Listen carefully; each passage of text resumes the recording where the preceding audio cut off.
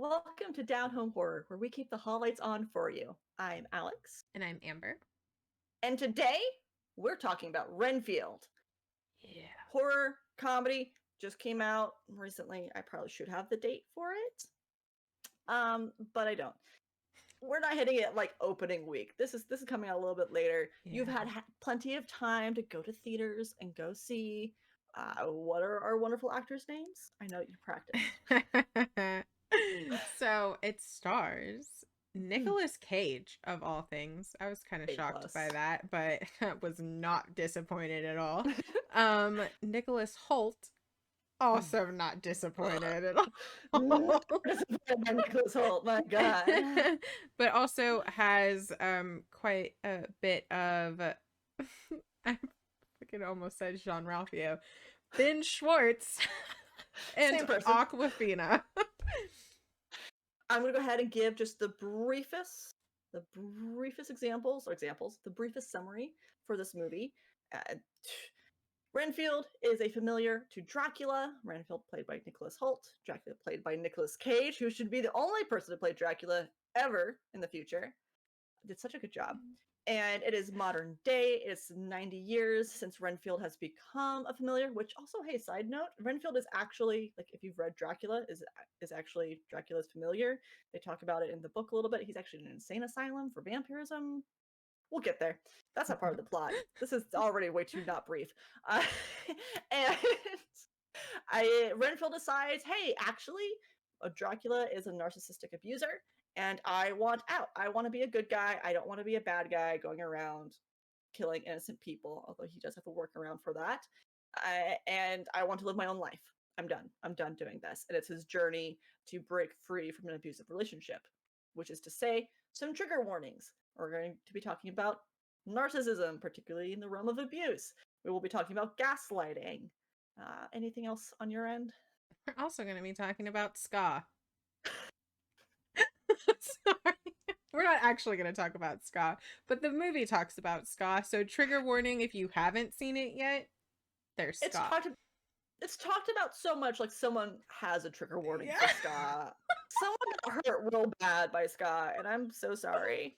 Oh my I god. also recently learned that this was a story based off of it's a story based off of something that Robert Kirkman wrote. Oh. So Walking Dead, and so he like wrote a 50-page thing, and then was like, "This is nice. I don't have the bandwidth to do anything with it. Here you go, though." And then now we now have this full-length movie based off this plot that Robert Kirkman did. And so I guess that's we're not gonna go through the step by step in this case. We both saw this in theaters. It's a new movie. I think we both like were shyly trying to type notes and making sure people didn't see us type notes about it. So I just be aware if you need a full synopsis of the plot beyond that. Google exists. Please go Wikipedia it or go see it yourself. Yeah. Moreover, I would. Okay, I was gonna say I would encourage you to go see this. I'm not sure how you feel. As I was midway through Renfield, I went, man, COVID sure has changed the way I view movies. In a sense of, this could have been an at-home movie for me. Yep. I'm pretty much on the same wavelength. Especially, it's funny, one of my notes specifically says this movie is only 90 minutes. Thank God. Yeah! it's a comedy, and it's a horror comedy, and there isn't like a lot of substance.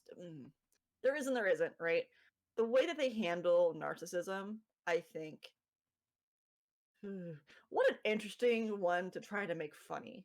Yeah. I've had my own experiences, and some of it was actually really triggering for me. Particularly, there's this amazing scene in the hotel room with Renfield and with Dracula, and Dracula goes off on this like by the book manipulation of, you were supposed to protect me, you abandoned me, you are making yourself the victim when I'm actually the victim. When obviously, obviously that's not what it is. And I've had a similar experience. And so I was like, oh, we're supposed to be laughing about this? This is interesting. Interesting thing to laugh about.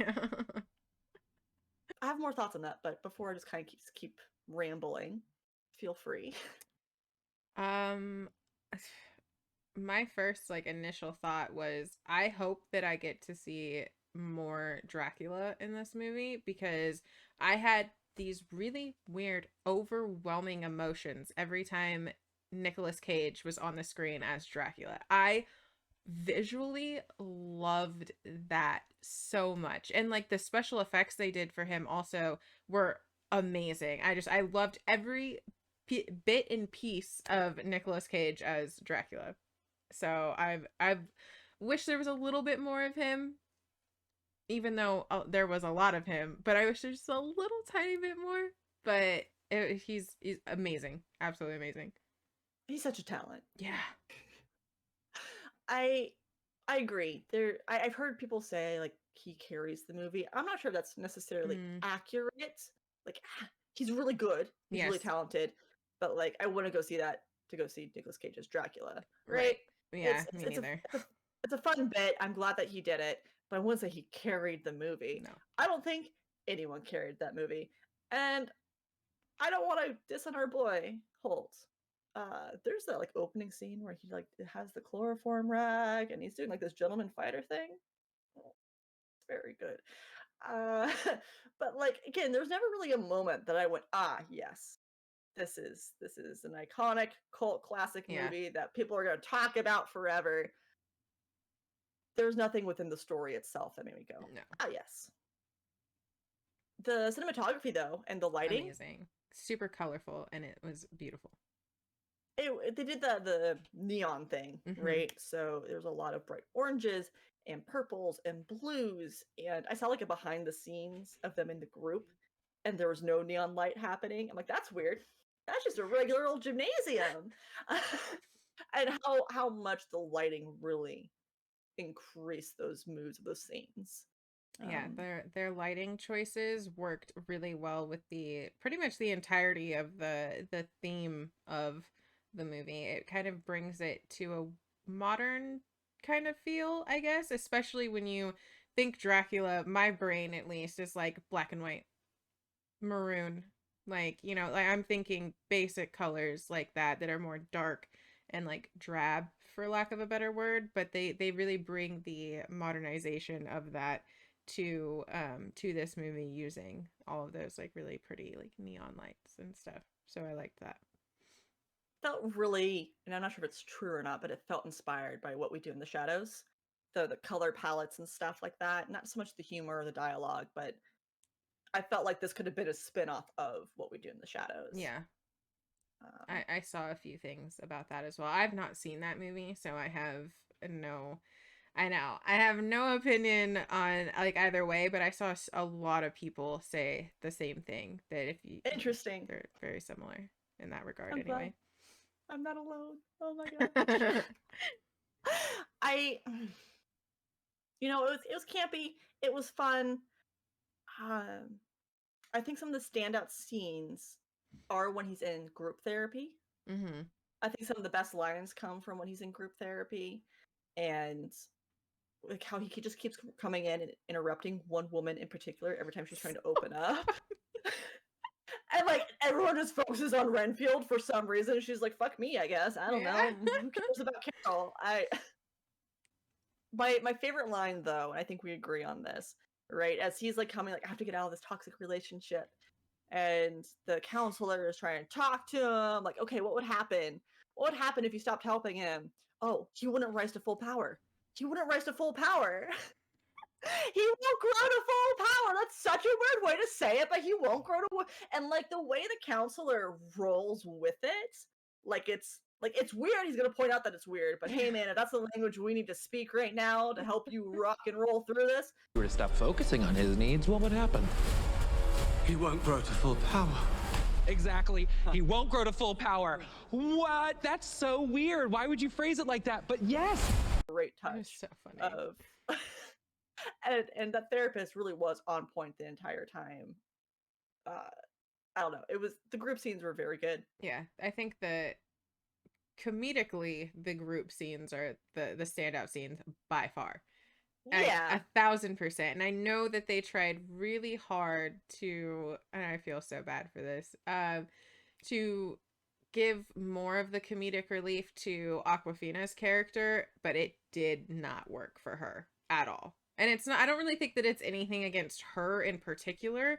It was just kind of like a weird vibe of the character specifically. Because I think she did fine. You know, I don't think that I didn't really have any issues with the acting from her, but her comedy bits just didn't land for me whatsoever, other than like the fuck you, Kyle thing. I thought Yeah. that was hilarious. But other than that, as far as her, it didn't hit for me. I don't think the writing was strong for particularly that role, not for Aquafina, but for that Mm-hmm. role to be a comedy role. She is supposed to be kind of the straight man. She's the cop. She wants to be a hero. She wants to live up to her old man. She Yeah. wants justice. Like there just wasn't a lot to that character to have room for funny. Right. And I feel so bad. Like for her, I think. yeah. Because she, like I said, she did fine. I didn't have any issues. But her character sucked. Like the way it was written, her character was not very good. Her and Nicholas Hoult had no on-screen chemistry whatsoever. Okay, were they though? Like that was my like. Is this supposed to be romantic? Is this Right? supposed to be a friendship? What's going on? I could not read that to save my life. No, it's like implied when they're in the bar that like the way that they look at each other and like the camera kind of like zooms in on like the Right. way that they're looking at each other and focuses on their faces, that it's like that's a beautiful person. Brings her flowers, asks her Mhm. to go out to dinner, but like, yeah, no, there's just like the hand extending scene. Yeah, no. But yeah, I agree. Like no chemistry. If it was intended to be a romantic relationship between the two of them, it wasn't written very well, for one. No. And for two, even if it was, they didn't have very good chemistry in general, whether it was like there was a friendship relationship or otherwise. Like they both acted fine, but it just, there's no feeling from me as a viewer between them that there was anything there whatsoever, whether it was romantic or otherwise. I just didn't like them on screen together, which is probably strange, but I just didn't feel natural, I guess. I don't know. No, I support you, and I think the best scene I have is my least favorite scene in the entire movie, and it's when they're sitting at the bistro table, and they're waiting for her sister to show up. And Renfield has this moment where Dracula said to him earlier, I didn't have to use my powers on you at all. You came of your own volition. You came because you were greedy. This isn't on me. This is on you for being Right. a shitty person. And so he's having this conversation with Aquafina's character and it's saying, I'm a bad guy. I kind of deserve this because I was greedy and terrible and I left my wife and kid and yada yada. And that was really hard to watch. And then her response was like, yeah, well, sometimes you say awful things to your siblings. I'm like, hey, those two are not the same thing at all. What a weird way to try to connect. Yeah. It also brought up a feeling I have that it's really frustrating. People who say, oh, well, they're too smart, they're too nice, they're too X to be in an abusive relationship. Right. And they, for some reason, felt the need to villainize Renfield to make it justified that he was in this relationship to begin with. Right. When, again, yeah, leaving your family, yada, yada, yada. That's not great. But again, maybe I should actually read Dracula. My understanding is he was caught by Dracula's spell, right? So it's just weird to put the ownership of, like, I deserve this abuse. Yeah. Because I was a bad person. Like, no one deserves that. Because he talks to her about how the only reason that he ended up in that situation was because he was chasing after money to take care of his family, but also have like some extra, and it got him into like a whirlwind of fuck shit that he wasn't expecting. And it was just so weird after he spent so much time kind of interestingly exploring. Again, comedy can be used to, like, I'm not saying that they shouldn't be joking about this kind of stuff. I thought it was an interesting choice to like beat a dead horse with this joke, like, repeatedly. Right. To then also say, well, actually, it's Renfield's fault in the first place. Right. Just was a weird touch, and I think that scene to better support their dynamic, their chemistry, would have been like, hey, no, that's not that's not what this is about at all. Like, Right. you got sucked up in this horrible thing that I can't really understand. Because that's also another thing. People who haven't been in abusive relationships don't understand how that works, how it happens, but you can still Right. say it's not your fault. Not you too, man. But like, it's I really didn't like that. I actually went to the YouTubes, weird, and I found a channel. It's a popular channel. You all might be watching it already. Cinema Therapy, and it's someone who works in the movie industry. It's someone who is a licensed therapist, and they go through cinematic moments and they talk about, like, oh hey, like in this case they were talking about narcissism and the impact. They also had Robert Kirkman on it as like an interview format too. So it was interesting to see like their perspectives of like, oh yeah, hey, here's it from a film perspective, why Right. it's set up like this. Hey, from a mental health perspective, here's some things to take away from it. Uh, but yeah, as a whole, it was a bunch of guys laughing about the funny scenes, right? So it's an interesting interview. We will link it because I was informative at the very least.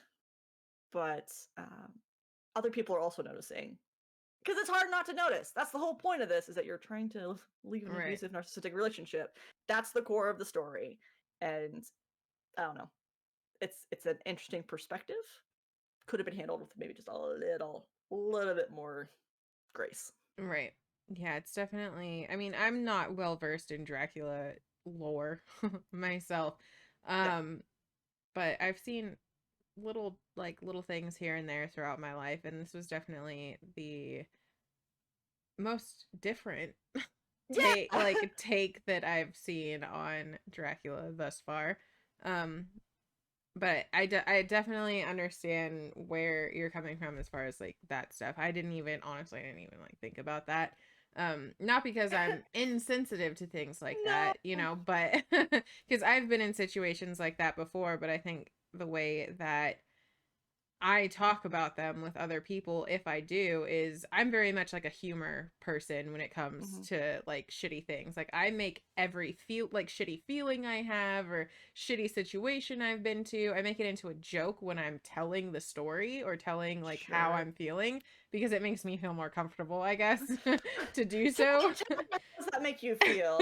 Right, exactly. Yeah. So I think like for me who is a person who does something like that, I kind of saw more of the humor in it. I didn't necessarily think that it was funny.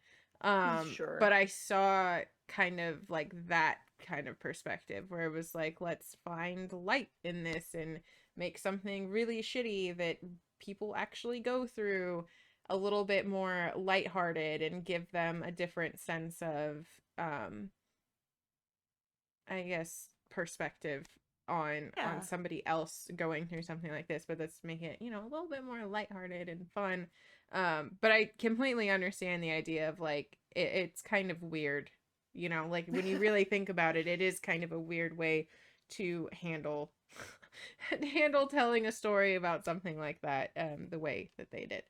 So I agree yeah. too, just because I wasn't necessarily jiving with the humor of it all. I Right. know there's gonna be people who like, I've had these experiences and I thought it was hilarious, and that's Right. okay too, right? Like it's everything at the end of the day is subjective. Oh yeah. I'm not saying this thing should be canceled or No, burned and ruined. No, that's not what I'm saying. I'm just saying my experience in the theater was, ooh, interesting choices were made. Oh yeah, Maybe and I agree with that. like if this was made in 2005, I bet it would have been hilarious. Like It you know what probably I would mean? have been even less sensitive. Right? And I think, yeah, just I'm glad that it will hopefully, fingers crossed, bring comfort to people who have gone Yeah. through experiences too. Right? It's to each their own. Yeah. I think, and generally speaking, I don't know, the humor in general, I feel, has its really strong points. But like we've said, it already established that the group therapy things were definitely the humor strong points, and then everything else humor wise just really fucking falls flat, like really flat. It's And a I lot of one-liners. yeah, and it's like here we are again talking about another horror film and using the term buddy cop movie. Like what? What is this buddy Yeah. cop era of horror that we're going through right now? I don't know. And I don't know if I Yeah. like it. Like, I really don't. Yeah. But I mean, aside from those comedic things that happen, there's so much blood and so much gore in this. Yes. And Yes. I Yes. loved it. Typically, I don't like digitally done like gore and stuff like that, but the way that they shot everything, it just kind of works. Like, I know that it wasn't, at least some of it wasn't real, but for some reason I was content with what I was seeing anyways. And like the action scenes, they were so well choreographed. Like, they were so fucking good. Like, I don't like action movies. I really don't. I don't give a shit about action movies. But I was sitting there and I was like, it's fucking dope. Like, Let's go. so I felt like a dude bro for a second. I was like, yeah. Snap those limbs off. In one of my notes, I have familiar fight, and then it's like heart eye emoji because they all come out with baseball bats and all these familiars fighting each other. Easily the pinnacle of the fight scene. Oh, so good. So good. So good. And then, of course, Ben Schwartz's character. His character's humor, I actually did really like. Like, I love Jean-Ralphio's new side gig that he's got going on in this movie. I really liked his character a lot. Like, a lot. I just talked a lot of shit about the humor, so bear with me as I backtrack just a little bit and say that Ben Schwartz's character was actually very funny, and I did like his whole vibe. Like, the humor felt like something that was very fitting for that character, and his character was just written really well as opposed to a couple of the other ones. But yeah. I 100% agree. I remember watching it thinking like, man, I hope someday we get to see him as like a real villain. Not just like a laughy kind of villain. Oh, but yeah. like, I think he'd make a strong He looked like a MCU little villain. badass, man. Right? He Oh my really God. did. It's so not insignificant, but his filigree tattoo around his neck, I went, do I need a neck tattoo? Like, it was so cool. All the art that they did for it was really nice. Yeah, he looked awesome. I loved him a lot in this, and I've never seen his character outside of Parks and Rec, but I love him now. I love him. He's great, and I want to watch things that have him in him just because. Just because. One of the strengths to the humor, after we, like you said, just shit on it a little bit. One of the strengths to the humor, and I don't know, it hit me in my tickle bone, my funny bone real good. The lore as a funny point. So like Dracula just being in his apartment because he has a mat that says welcome in. You've been his familiar for 90 years and you haven't welcome in? Dumbass. Like, what are you thinking? Him eating bugs, which I know isn't like a funny thing, but like that's like how familiars actually in Dracula get their powers, is by eating bugs. When they're in group, again, we come back to group, it's like, oh, do you feel like he could kill you with the snap of his fingers? Not even that. This, and this. He can control rats with his minds. Don't worry about him. He's on medication. Like, Dracula can actually control rats with his mind. Like, that's...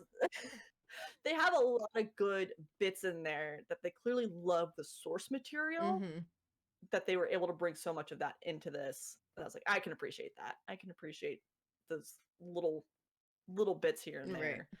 Right. Scene setting, sorry, now I'm jumping to other place. There's the scene where they're in the abandoned hospital and they have all these blood bags behind Dracula's throne, and it's kind of green, but the backlight is red. It's a really cool set piece that between the mob family's house that has the gold pillars. When the mom's talking in the office, there's a crown on the wall in the background, and they stage her in such a way that like don't forget she's queen, right? Like that you can actually see it above her head. They did some real good staging with their set pieces. There was a lot of thought that went into it, and I think that shows. Yeah, definitely. But overall, generally speaking, it was fun. It was cute. I think it's a fun movie. Yeah, I'm glad again that it was only 90 minutes because I think that worked in its favor. I think if it was any longer, it would have just been like, why am I still fucking sitting here? However, the last two movies that I've gone to the theater to watch, which is this movie and Pope's Exorcist, I literally found myself like looking at my watch over and over again, and yeah, I still have a watch, Ooh. and trying to figure out when the movie started, and if it's this long, when is it gonna end? Yeah, and I hate that. And like, it's not that I didn't like the movies, it was just kind of like I think I'm done now. Like, obviously, if you just finish here, it's not gonna make any fucking sense. But I think I'm done with this watching experience now. So let's like move it along a little bit. So I'm really hoping that the next movie that I watch in theaters, which is going to be Evil Dead Rise, doesn't give me that same like check my watch over and over and try to do quick math in the middle of the theater to see when it's gonna finish. I haven't heard great things. Really? Yeah, I keep hearing stuff that people are not a big fan of it. But that's okay, that's their opinion. Yours could be different. I bet You can y'all enjoy stuff. $10 that when our Evil Dead Rise review finally drops, I'm gonna be like, this is the best fucking movie I've ever seen. Yeah! So when we get to that, I want you to take that clip, right? And like, did it work? Wait, hang on. Maybe, yes, no? Time capsule it. For just a couple of weeks. It won't be that long of a wait. I can't wait. I agree. Particularly this Popcorn was not agreeing with me that day, and so there was like 30 minutes left of the movie as I had some rumblies in my tummy. And that was not the movie to be like, I could sit here for 30 minutes. Right. Nah, it was a bit of a push there towards the end. But don't you start. You're gonna hear the full story once we're done recording because it's a good one. But I really did feel like this is something I'd rather be watching at home, streaming service. Oh yeah. It's fun. I would recommend people give it a shot, but someone asked me like, was it worth the money? And I went, well, I'm glad I went to the matinee price. Like, Right. but if you could have gone to like a $5 Tuesday, I'm like, oh yeah, if I could have gone to a $5 Tuesday, that would have been even better. Yeah. I don't think there's anything about the movie that requires it to be a cinematic experience. There's nothing about the sound design. There's nothing really about the film itself that I don't think would translate any worse or better on a TV screen. No, definitely not. I think that it would have been fine. I'm not mad that I went to see it in theaters because I had, most of my theater experiences, whether I like the movie or not, or I just like going to movie theaters.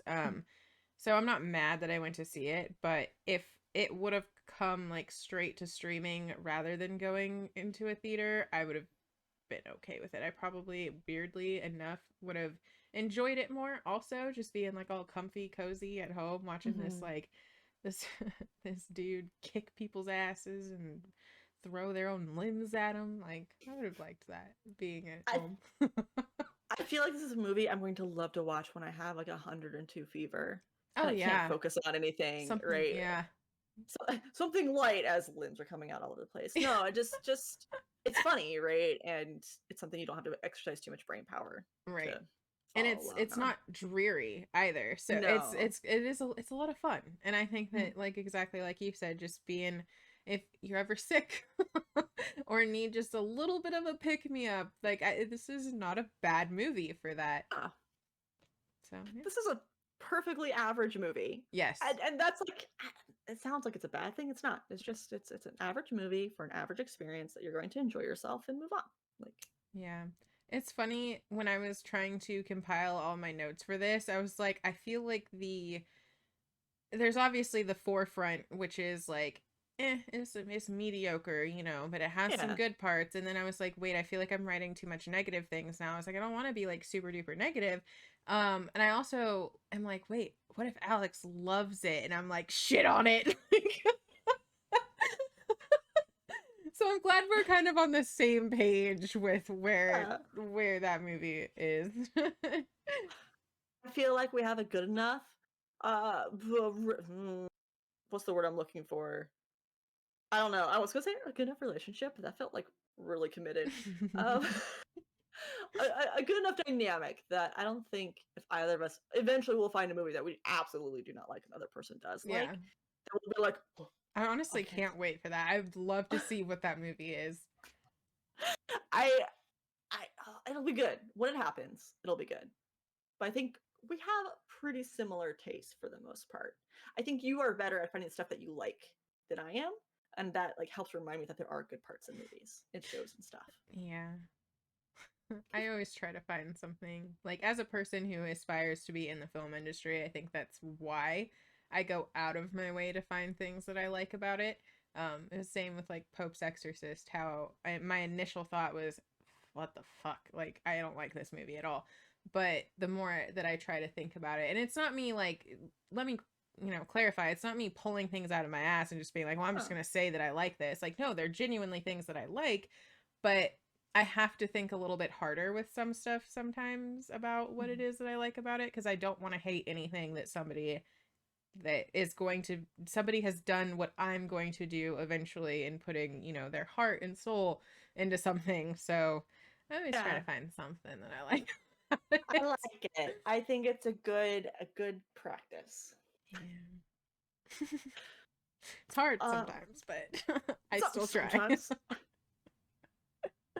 Oh gosh. Well, I think that sums up my thoughts. I feel like we had more to say about Pope's Exorcist. It was a little bit more of a roller coaster. There was a little bit more to Pope's Exorcist. This was pretty straightforward. Yeah, Do you I'd have say so. No, I any pretty final much thoughts? covered everything.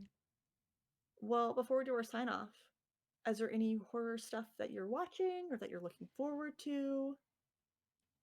Any news? So 2 things I'm really looking forward to, actually. The first one is there was a preview that played during Renfield, and typically speaking, this would not be something that I would watch, but there was something about the trailer that I was like, no, I'm gonna watch the shit out of that.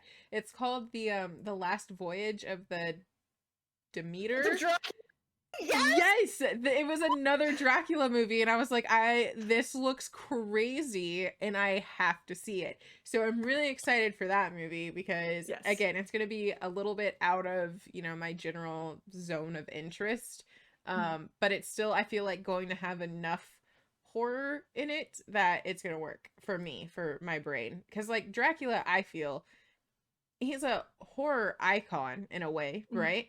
But in my brain, I correlate the two, but not to the extent that anytime there's something Dracula that comes out, I jump on it. Whereas like with any other type of horror, like that's exactly what I do, is I jump on it. But for some reason, like just the whole tone of that preview, I was like, I have to watch this. I have to. My understanding is that this is covering something that's like briefly mentioned in the book, and they're like so it's about like how Dracula gets to be where he is, right? This is his shipping story essentially, and a lot of stuff is going to happen on that ship, I'm sure. Just all rainbows and cupcakes and puppies. Oh, not the puppies. But I'm really excited too, because I think it's a part of the Dracula lore that doesn't get touched on a lot. That'll Like be we know a cool. lot about like Van Helsing, Right? Mina, the Harkers. Like we know a lot about what happens during the Dracula story itself, but this is like a prologue in a way. And I'm with you. I'm 100% excited for that. I think it's gonna be really good. I also will just watch anything with ships in it. I think boats are really cool. Yeah, see, I think that it might be not only just the fact that like my interests have never expanded to Dracula, in that sense anyway. Obviously he's cool and I'll watch Dracula movies, but again, not like a jump on it type of thing for me. But I think is also like the fact that it's on a ship, that I was like, what can happen? What will happen? Like, I need to know. You're stuck on a boat. Oh man. Exactly. So I'm really looking forward to that. And then the second thing that I'm really excited about is we are starting a new segment on the channel called Shutter Sundays. So I'm really excited. Every week or every other week, we will be posting a review on a Shutter original film. And I'm really excited to deep dive into what the Shutter app or streaming service has to offer, because I've had it for a while, but and honestly, I didn't really like go through it that hard. I've got a list, but but I've never actually like gotten into that list. So I'm excited to have a reason to do that now. So yeah. Nice. I'm really excited about it too. To specifically go down this rabbit hole of Shutter originals with you. and wants more content. Who doesn't love that? Yes. I am taking a page out of your book. You've been saying Ash vs. the Evil Dead is leaving Netflix soon. And I actually started watching Stand Against Evil. And I watched the first episode of that, and it has Dr. Cox in it. And I was going through a Scrubs phase here recently, and my crush on Dr. Cox is endless. Knows no bounds. And then I got to this, and I was like, sweet, older Dr. Cox. Dialogue's a little weird, though, and I'm not sure if I am super into it. I got an episode or two, and I went, this is a lot like Evil Dead. You know what I should watch before it leaves Netflix? Here we are, Ash vs. the Evil Dead. I did the math. I have 48 hours to watch 12 hours worth of content. We're gonna do it. It's just so that way I can watch all 3 seasons, and I am about over halfway done with the first season as of today. I started today. I'm a professional binger. This is gonna be no problem whatsoever, as long as I should be able to watch most of tomorrow. I'm not sure if it's gonna leave like midnight the morning of the 28th, or if it's gonna be like if I'll get. We'll be fine either way. We'll figure it out. I finished Black Summer. I'm not sure if I mentioned that already. I finished Black Summer, and I really enjoyed the second season of that. I'm bummed there's not a third season. It got canceled. I didn't realize it was a spinoff of Z Nation, which is also a spinoff of something else. So I've got the zombie bug real bad, and there just isn't a lot of shows like Black Summer, unfortunately. So I'm kind of drifting, looking for good zombie, particularly TV shows. I don't want to watch The Walking Dead, particularly good TV shows. And then I was going to watch The Guest on Netflix. It's a Korean horror series that's like 10 episodes or so. But it's only subtitled, which means I can't watch it at work because I don't speak Korean. I'm looking forward to it. It's like a priest, a detective, and someone else walk into a haunted place, and like the 3 of them are trying to deal with possession. You were gonna say walk into a bar, and I was like, hell yeah. That's almost how the description reads. Like I wish I was kidding. So that's on my horizon. It probably won't be for another little bit of time. I'm very excited to dive into Netflix international horror because I know there's a lot of good gems in there. I've heard. I just haven't taken the time to watch them all. So that's where I'm at currently in my horror corner. Oh, is that what we're gonna call it? Our horror corner? I'm Maybe basically shoved into a corner of my room, so why not? Well, Amber, in the event that your vampire master comes looking for you, where would they find you? Nowhere. I hide really well. No, I'm just kidding. I really well. You can find me on Twitter at Amber Blitz and on Letterboxd at Amber Blitz as well. And that's it. It's exciting. You can find me over on Twitter at Roll for Alex. I do a lot of actual play, TTRPG kind of stuff. If you want to see what the latest show I'm doing is, give me a follow there, and there'll be a link and all that nonsense. It's great. It's a good time. I love pretending to be other people. If you've made it this far, congratulations. We love your support. Be sure to like, subscribe, hit the bell. All 3 are right in a little row there. And that way you can make sure that you never miss our content, because you never know when we might start making new stuff like Shutter Sundays. Go ahead and drop a little bat in the comments if you got to the end, right? And as always, I love reading the comments. I think it's just nice to see what everyone's thoughts are. So hope to hear from y'all soon. Until then, go check for monsters under your bed, because I'm not there to do it. I can't do it. And I won't do it because I'm a weirdo. And until then, I will see y'all around. See you guys. Bye.